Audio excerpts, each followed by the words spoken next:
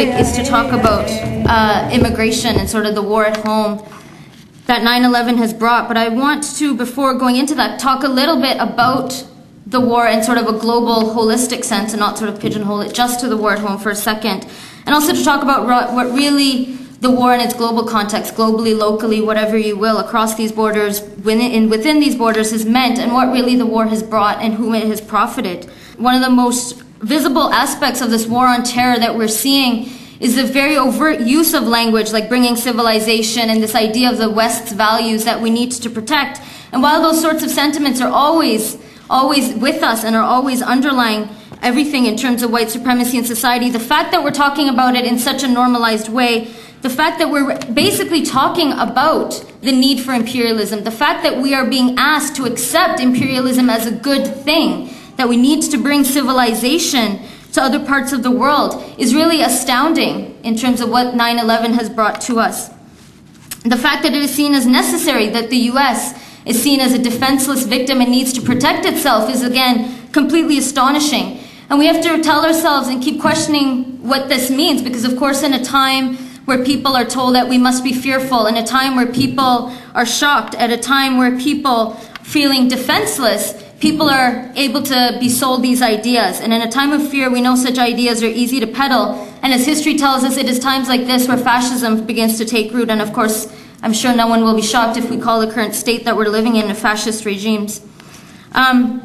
There is, of course, a lot of racism embedded in these ideas that many people here will recognize. The ideas that we have to liberate, be it the Afghani people, be it specifically Afghani women, Iraqi women. This ideology of liberation is, of course, deeply colonial. And for many of us, we recognize it as something that is not new. It is not post 9/11. It is, in fact, 1492. It is 1857. It is all of these dates that we carry with us every single day.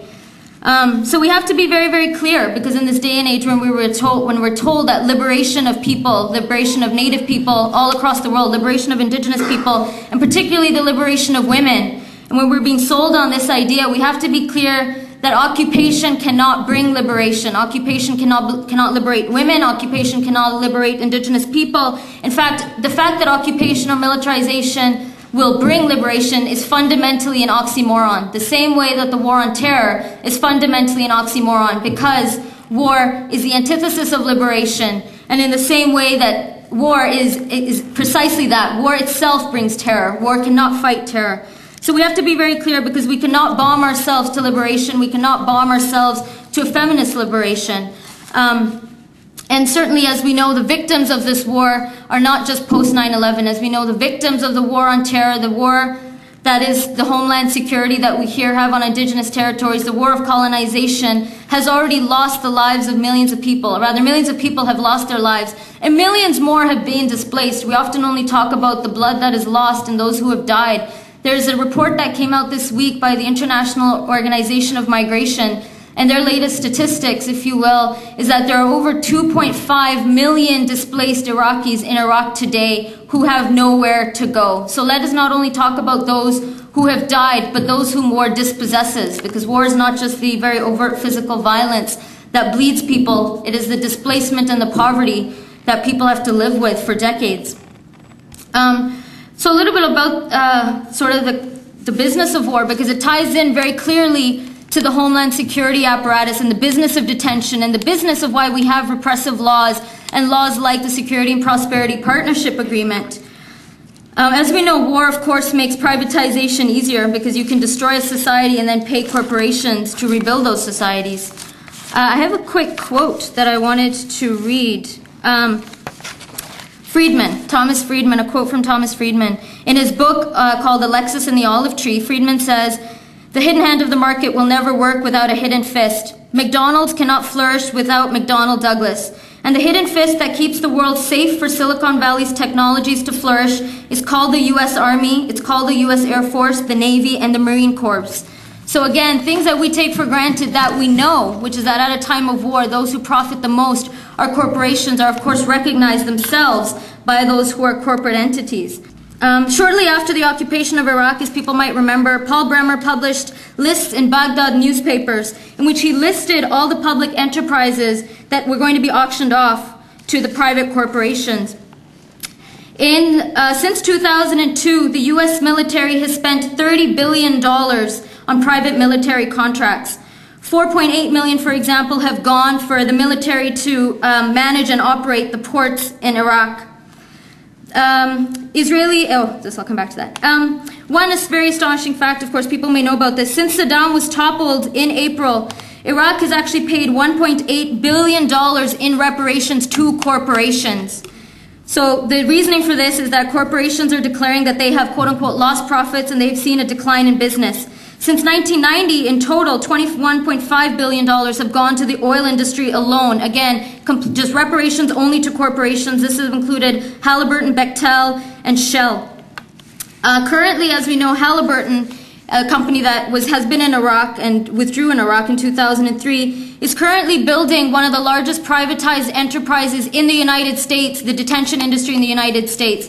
Halliburton is one of the largest corporations, along with CCA, the Canadian Corporations of the America, that now manages the private detention and prison industry all around the world. So again, the connections between the global and the local are very clear when we basically follow the flow of money. The Israeli apartheid wall, the Israeli corporation Elbit that has built the Israeli apartheid wall, is currently in a contract with Boeing to build a $2.5 billion border fence, the virtual border fence along the US and Mexico border.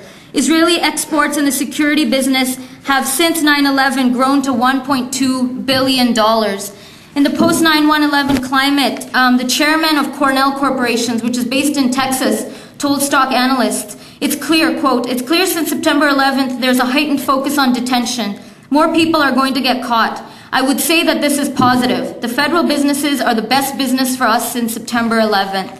So again, it's very, very clear when we talk about, when so many people are opposing the war, why is this war still going on? Because certainly the enterprise of war has become extremely, extremely profitable. And this is the sort of profits that we really haven't seen. I would argue it's extremely unique. We know that corporations have always benefited from war. If you start all the way from the Hudson Company to the British East India Company to the Dutch East India Company. But the fact that despite the reality that so many people are saying that they would, as Sunera stated, so many polls have come out with people opposing the war, opposing occupation. The reality is that the economics of war have become so increasingly profitable that it's hard to talk about really what, anti-war movements can do in light of these astounding facts. Most recently in June 2007, the oil law that people probably are aware of that the US is trying to pass in secrecy, the oil law in Iraq, and of course an oxymoron because the US government is saying that they're passing this oil law because they want to quote unquote share the oil among the Iraqi region, and they want to make sure the wealth is equitably redistributed between Iraq's regions. And in June 2000, the Iraqi Federation of Oil Unions shut down pipelines near Basra and Baghdad with the demand that oil remain in public hands. This strike was brutally shut down by the Iraqi army with the aid of US Army troops to make sure that the oil pipelines remained open. So in the context of talking about the war at home, it's important to talk, I'm talking about this global context because in order to see what detention and deportation and the national security regime looks like in North America today, we have to realize that it's the same things that's keeping the war going in Iraq and Afghanistan. It's particularly the fact that corporations are making billions of dollars, the fact that in the US, billions of dollars are being made by US companies.